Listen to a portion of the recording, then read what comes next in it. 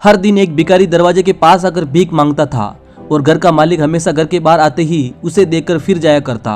कई बार उसके लिए गालियां भी बकता।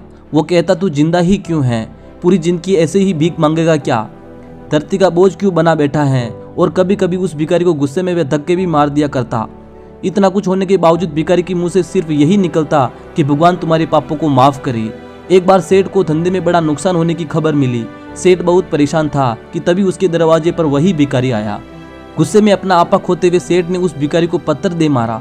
पत्थर लगने के कारण भिखारी का सर फूट गया और उसके सर से खून बहने लगा। फिर भी दर्द से कराते हुए भिखारी ने इतना ही कहा, भगवान तुम्हारे पापों को माफ करे। भिखारी वहां से चला गया। सेठ सोच में पड़ गया।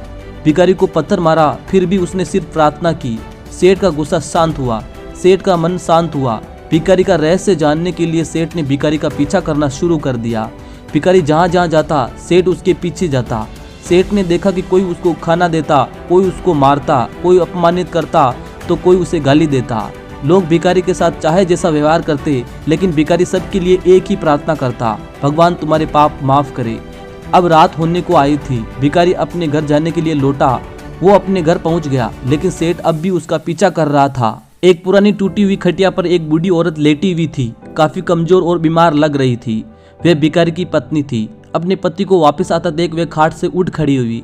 पत्नी ने अपने पति के भीख वाले कटोरे में देखा, उसमें सिर्फ आधी बासी रोटी थी। उसे देखकर वह बोली, आज बस इतना ही मिला? और हाँ, आपके सिर से खून निकल रहा है, ये चोट कैसे लगी? बूढ़ा भिखारी बोला, आज बस इतना ही मिला, किसी ने कुछ दिया ही नहीं, सब ने गालियां ही दी और एक ने पत्थर भी फेंका, इसलिए मेरा सर फूट गया। एक गहरी ठंडी सांस लेकर बूढ़ा भिखारी फिर से बोला, ये मेरे ही पापों का फल है। तुम्हें याद है कुछ साल पहले हम कितने अमीर थे? क्या कुछ नहीं था हमारे पास? हमारे पास हर चीज जरूरत से ज्यादा थी, लेकिन हमने कभी दान नहीं किया।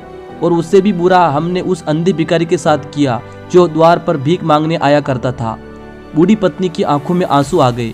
बोली, हाँ, हम उस बेचारे अंधे के साथ बहुत बुरा करते थे, उसका अपमान करते थे, उसे खाने के लिए रोटी की जगह कागज दिया करते, उसका मजाक उड़ाया करते और कभी कभी मारा भी करते। मैंने कभी उसको रास्ता नहीं दिखाया। एक बार मैंने उसके मुंह पर मिट्टी भी फेंकी थी और वह हमेशा दुखी होकर यही कहता था कि भगवान तुम्हें तुम्हारे किए की सजा देगा, भगवान तुम्हारे पापों की सजा जरूर देगा। उसका श्राप सच हुआ और हम इस दुख भरी जिंदगी में आ गए। भिखारी बोला, हाँ, उसका श्राप सच हुआ। भिखारी बोला, हाँ, उसका श्राप सच हुआ, इसलिए मैं किसी को बद्दुआ नहीं देता। चाहे कोई मेरे साथ कैसा भी बर्ताव करे, मैं हमेशा उसके लिए प्रार्थना करता हूँ।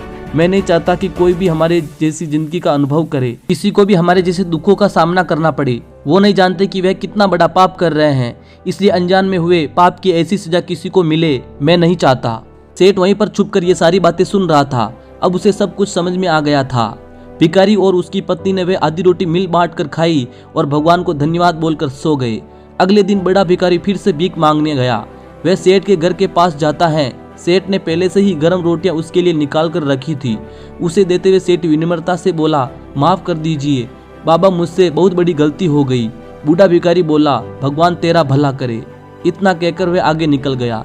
इस कहानी से जो सीख लेने लायक है वह बड़ी ही सिंपल है कि आदमी चाहे किसी के बारे में बुरा कहे या भला करे, भगवान सिर्फ कर्म के हिसाब से उसको फल देता है। अगर भगवान नहीं देखता है, लेकिन यह बात बिल्कुल सच है, उसके खाते में सबका हिसाब बहुत बहुत पक्का होता है।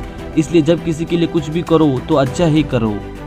दोस्तों, अगर आपको यह कहानी पसंद आई तो इस वीडियो को लाइक करें और ऐसी ही वीडियो सबसे पहले सुनने के लिए चैनल को सब्सक्राइब करें और नोटिफिकेशन बेल को दबाना न भूलें।